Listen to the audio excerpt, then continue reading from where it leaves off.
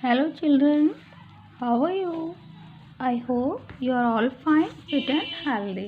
Children, आज हम आपको विराम चिन्ह के बारे में बताएंगे कि विराम चिन्ह क्या होते हैं। लिखित भाषा को स्पष्ट करने के लिए जिन चिन्हों का प्रयोग किया जाता है उन्हें विराम चिन्ह कहते हैं।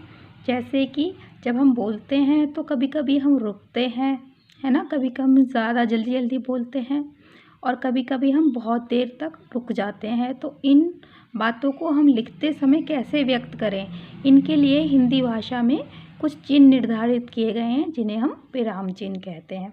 इनमें सबसे प्रमुख चिन्ह जो हैं वो है पूर्ण विराम, यानी जब सेंटेंस पूरा हो जाता है तो हम थोड़ी देर रुक जाते हैं बोलते बोलते। तो हिंदी भाषा में उसके लिए रुकने के लिए क्या है, फुल स्टॉप। ठीक है, इसको पूर्ण विराम कहते हैं। फिर है अल्प विराम। अल्प विराम क्या, कॉमा। अर्धविराम यानी सेमी कॉलन, बिंदी के नीचे छोटा सा कॉमा।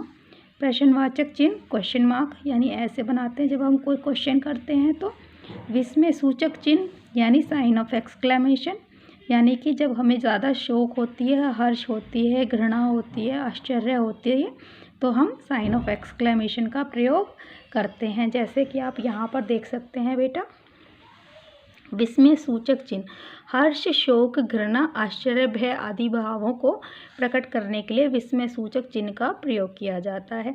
जैसे आहा, आनंद आ गया, तो हम क्या करेंगे, आहा के बाद क्या लगाएंगे, विस्मय सूचक चिन्ह।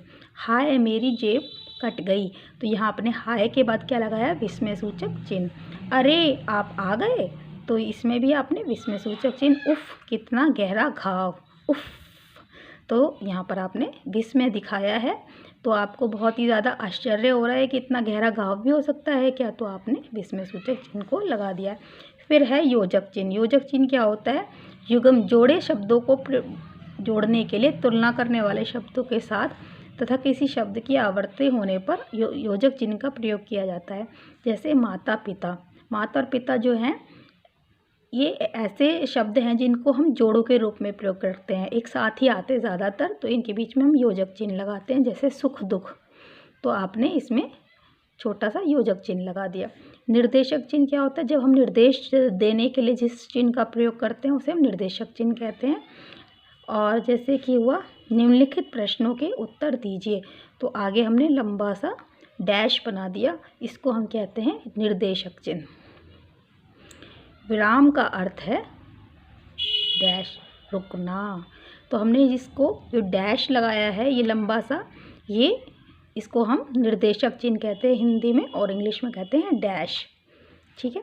कोष्ठक यानी ब्रैकेट, किसी शब्द अथवा कथन के अर्थ को स्पष्ट करने के लिए कोष्ठक का प्रयोग किया जाता है। जैसे मैं व्यर्थ के विवाद, विवाद का उन्होंने मतलब बताया है कि विवाद को हम क्या कहते हैं, बहस।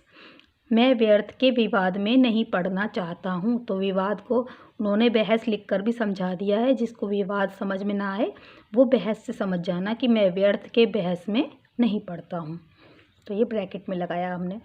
हंसपद, हंसपद चिन्ह कौन सा होता है, जब वाक्य लिखते समय हम कोई शब्द बीच में छोड़ देते हैं तो हम क्या करते हैं, हंसपद चिन्ह का प्रयोग करके उस शब्द को लिख देते हैं। जैसे व्यंजन स्वरों की सहायता के बिना नहीं बोले जा सकते। अब हमने यहाँ पर बिना लिखना भूल गए थे, तो छोटा सा हमने इस तरीके से चिन्ह बनाया हंस की तरह का, और इसे हमने इसके ऊपर लिख दिया हमने बिना, यानी कि यहाँ पर बिना आना था। विवरण चिन्ह किसे कहते हैं, जब हम विवरण देने के लिए किसी चिन्ह का प्रयोग करते हैं तो उसे विवरण चिन्ह कहते हैं। जैसे लिंग के 2 भेद होते हैं, तो यहाँ इसका विवरण देना है, लिंग के कितने भेद होते हैं, ये विवरण चिन्ह है, 2 बिंदी और उसके बाद डैश। ठीक है। स्त्रीलिंग और पुल्लिंग, इसके बिना आप जो है अपनी भाषा को स्पष्ट नहीं कर सकते, इसे विराम चिन्ह के लिए प्रयोग किया जाता है। उद्धरण चिन्ह क्या होता है बेटा, जब कोई आदमी कोई बात कहता है और उसी बात को हम सेम टू सेम वक्ता या श्रोता तक पहुंचाना चाहते हैं तो हम उसे उद्धरण चिन्ह का प्रयोग करते हैं। उद्धरण चिन्ह जो होते हैं वो 2 प्रकार के होते हैं, एक होता है इकहरा उद्धरण चिन्ह, यानी एक छोटा कॉमा सीधा और फिर इस तरीके से और फिर इस तरीके से लगता है। जैसे किसी पुस्तक, उपनाम, शीर्षक, व्यक्ति आदि का नाम लिखते समय किया जाता है इकहरे उद्धरण चिन्ह का प्रयोग। इधर देखिए बेटा, अयोध्या सिंह उपाध्याय, इनका एक और नाम था हरिऔध। तो इनको इस नाम को हमने इकहरे उद्धरण चिन्ह के द्वारा दिखाया है। हिंदी के प्रसिद्ध कवि हैं। विष्णु शर्मा की पुस्तक पंचतंत्र, अब पुस्तक का नाम हमने इकहरे उद्धरण चिन्ह में डाल दिया है कि कहानियाँ विश्व भर में पढ़ी जाती हैं। दोहरा उद्धरण चिन्ह का प्रयोग होता है बेटा, सुभाष चंद्र बोस ने कहा था, कॉमा, जो कहा था उसे हमने सेम टू सेम लिखा है, तो इसलिए हमने दोहरे उद्धरण चिन्ह का प्रयोग किया है। तुम मुझे खून दो, मैं तुम्हें आज़ादी दूंगा। प्रधानाध्यापक ने कहा, बच्चों कभी भी झूठ नहीं बोलना चाहिए। तो हमने प्रधानाध्यापक की बात को ज्यों की त्यों लिखने के लिए किस चिन्ह का प्रयोग किया?